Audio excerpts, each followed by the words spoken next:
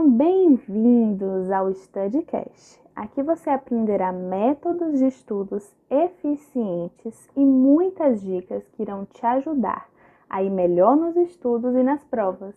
Então já se inscreve aqui no canal, deixa o seu like e compartilha com a galera. E como vocês já viram no título, o primeiro episódio do nosso podcast irá falar sobre metalinguagem. O que significa, como aplicar nos meus estudos, são algumas das abordagens que eu trarei aqui nesse podcast para vocês.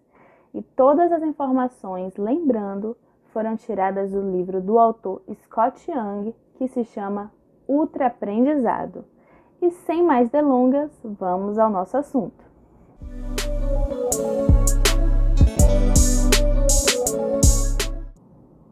Bom, e o que é meta-aprendizado, né? A começo de tudo, precisamos entender o que significa essa palavra. E quer dizer aprender sobre a aprendizagem. Meta-aprendizado significa aprender sobre a aprendizagem. E esse método ele pode ser utilizado através da elaboração de um mapa, que é chamado Mapa da Meta-aprendizagem. Nele incorporamos novas habilidades de uma maneira mais rápida e também mais eficiente, que é o que a gente gosta, né, gente? Eficiência. Bom, um estudo que foi conduzido no Texas analisou 2 grupos de estudantes que estavam querendo aprender um novo idioma. Os que falavam apenas inglês e os bilíngues que falavam inglês e espanhol. Ambos se matricularam no curso de francês.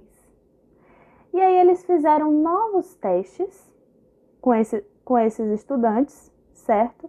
Que estavam ali aprendendo esse outro idioma. E identificaram que quem falava 2 idiomas teve um avanço muito melhor e aprendeu com muito mais facilidade o francês.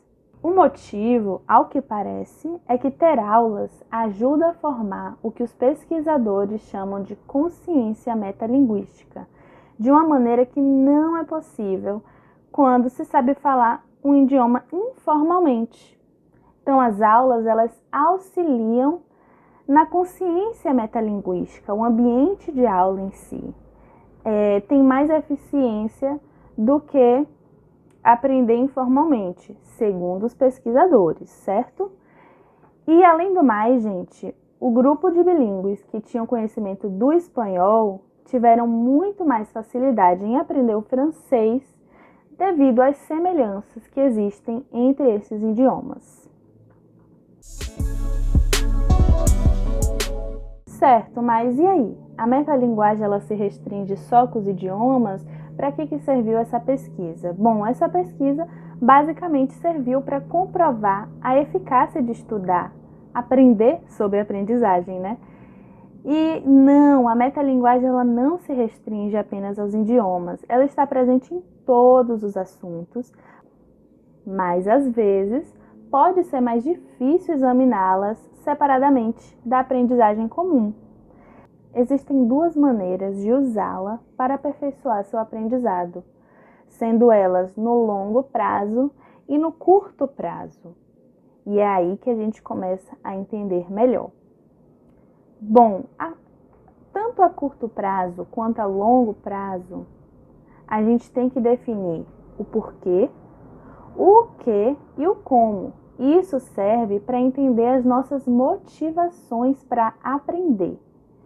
O porquê, ele pode economizar bastante tempo, focando em seu projeto, que é justamente o que importa para você.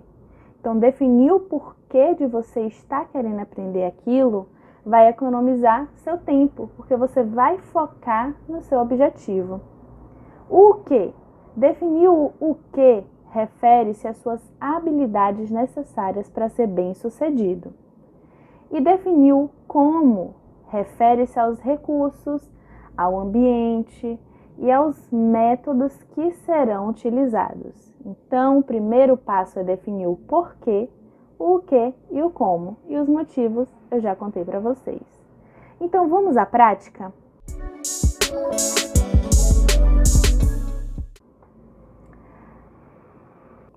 Você deve anotar em uma coluna tudo que precisa ser compreendido. Conceitos são ideais que você precisa entender com flexibilidade, a fim de se tornarem úteis. Na segunda coluna, você tem que anotar tudo que precisa ser memorizado. E na terceira coluna, você tem que anotar tudo que será praticado. Procedimentos são ações que precisam ser desempenhadas e que costumam envolver pouco pensamento consciente. Então, você vai pegar uma folha e dividir em 3 colunas, tá certo? E preencher da forma que eu falei para vocês. Primeira coluna, você vai anotar tudo que precisa ser compreendido. Na segunda, tudo que precisa ser memorizado. E na terceira, tudo que será praticado. E após fazer essa listagem, sublinhe os conceitos, os fatos e os procedimentos que devem ser mais desafiadores. Isso dará uma boa ideia de quais serão os principais empecilhos para a aprendizagem e de como começar a pesquisar métodos para superar suas dificuldades.